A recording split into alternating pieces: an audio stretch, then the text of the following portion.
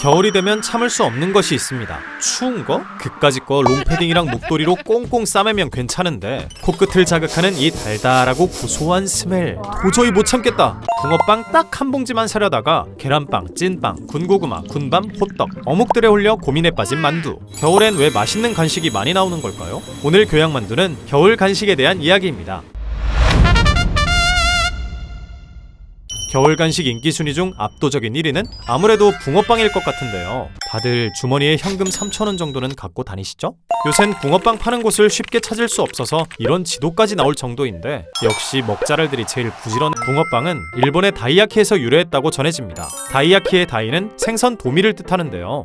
도미는 다른 생선들에 비해 비쌌기 때문에 간식이라도 만들어서 기분을 내보려고 도미 모양의 빵을 구웠다고 하죠.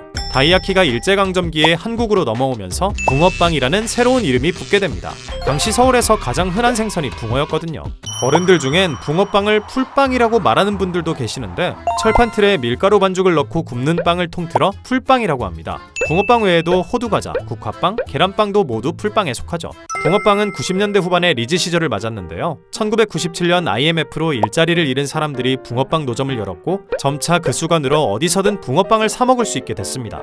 요즘은 코로나 후폭풍 때문에 길거리에서 붕어빵 찾기가 힘들어졌는데 어쩌다 눈에 띄어서 질러보면 아니 이거 붕어빵이 아니고 잉어빵인데? 잉어빵은 약 25년 전 특허를 낸 국산 브랜드입니다. 반죽 속에 찹쌀, 기름이 들어가서 기존 붕어빵보다 식감이 더 바삭하고 꼬리 끄트머리까지 팥이 넉넉하게 들어있죠. 요즘엔 붕어 뱃속에 팥 대신 슈크림을 넣기도 하는데 여기서 파가 갈립니다. 클래식은 영원하다! 건강에도 좋고 식감도 쫀득한 팥붕이 최고! 슈붕은 붕어빵이 되고 싶은 델리 일 뿐! 팥붕이 별로라서 슈붕이 생긴 게 아니냐? 팥붕은 그저 겉만 박힌 국화빵일 뿐! 바삭하고 달달한 슈붕이 승자다! 그리고 팥붕파와 슈붕파가 싸우는 와중에 또 다른 반대파도 등장합니다. 난 둘 다 별로. 팥이나 슈크림이나 너무 달아서 싫음. 그렇다면 계란빵은 어떠신가요? 계란빵은 1984년 인천의 한 대학교 근처에서 처음 팔기 시작했는데 계란 하나가 통째로 들어가 식사 대용으로 딱이었습니다. 사장님 피셜, 원래는 팥을 넣은 풀빵을 팔았는데 팥을 싫어하는 학생들이 있어서 팥 대신 계란을 넣었다고 하네요. 계란빵이 처음 나왔을 땐 개당 100원이었지만 물가가 오르면서 2024년 기준 개당 1,000원이 됐고요.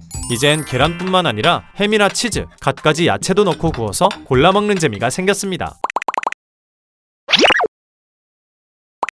쌀쌀해질 무렵 편의점에 하나둘 등장하기 시작하는 이 호빵들. 사실 호빵은 상품명이고 본명은 찐빵입니다. 그리고 역사를 거슬러 올라가 보면 찐빵의 조상은 만두로 추정되죠. 14세기경 원나라에 살던 임정인이라는 사람이 승려 류잔 선사와 함께 일본으로 떠나게 됐는데 그곳에서 생계를 꾸려나가기 위해 만두를 빚어서 팔게 됩니다. 그런데 당시 일본은 덴무 일왕이 가축도살을 금지하고 고기도 먹지 말라고 선포한 상태였기 때문에 임정인은 만두 속에 고기 대신 팥을 넣어 팔았는데요. 이 팥만두가 현지 사람들 사이에서 대박을 쳤고 앙망이라는 새 이름이 붙게 됐죠. 그리고 시간이 흘러 우리나라의 한 식품업 관계자가 일본 거리에서 갓진 앙망을 사 먹은 뒤 너무 맛있어서 한국에서 앙망을 팔아보기로 합니다. 그는 한국에 돌아와 앙망의 호빵이라는 상표를 달아 대량 생산했고요. 이듬해부터는 호빵을 직접 쪄서 파는 가게들도 생겨났습니다. 당시 일반 빵 가격이 5원, 호빵은 이보다 4배 비싼 20원이었지만 하루 160만 개가 넘게 팔릴 정도로 인기가 많았다네요. 이제는 겨울 스테디 간식이 된 호빵. 먹고 싶다면 지금 사 먹어야겠죠? 혹시 호빵만으로는 부족하다면 추가로 군고구마는 어떠신지? 추억의 간식, 길거리표 군고구마는 한국전쟁 직후인 1954년경 등장했습니다. 당시 정부가 고구마 생산을 장려해 고구마 수확량이 확 늘게 되면서 남아 도는 고구마를 처리하기 위해 드럼통에다 고구마를 직접 구워서 파는 노점들이 생겨난 거죠. 드라마를 보다 보면 조폭들이 군고구마를 파는 장면이 나오기도 하는데 실제로 2000년대 초반 뉴스를 살펴보면 조폭들이 학생들에게 강제로 군고구마 장사를 시키고 돈을 빼앗는 개망나니 짓을 자주 했다고 합니다.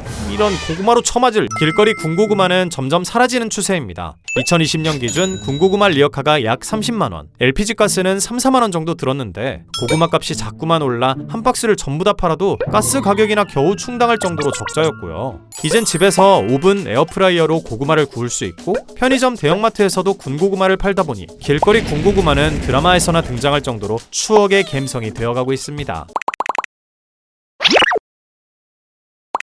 비록 이렇게 군고구마는 점점 사라졌지만 여전히 건재한 겨울 간식들. 왜 날씨가 추워질수록 간식이 더 잘 팔리는 걸까요?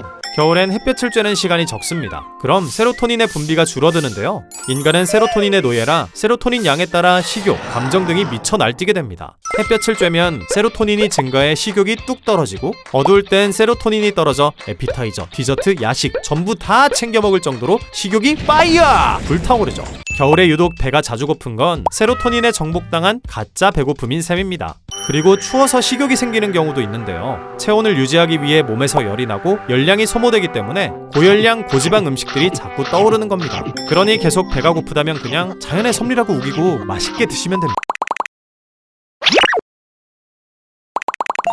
영상 올리려고 하루 종일 열일했더니 벌써 퇴근할 시간이 됐네요. 수고했어 오늘도. 고생한 내 자신을 위한 퇴근길 간식 픽은 여러분의 선택에 따르겠습니다. 감사합니다. 교양만두였습니다.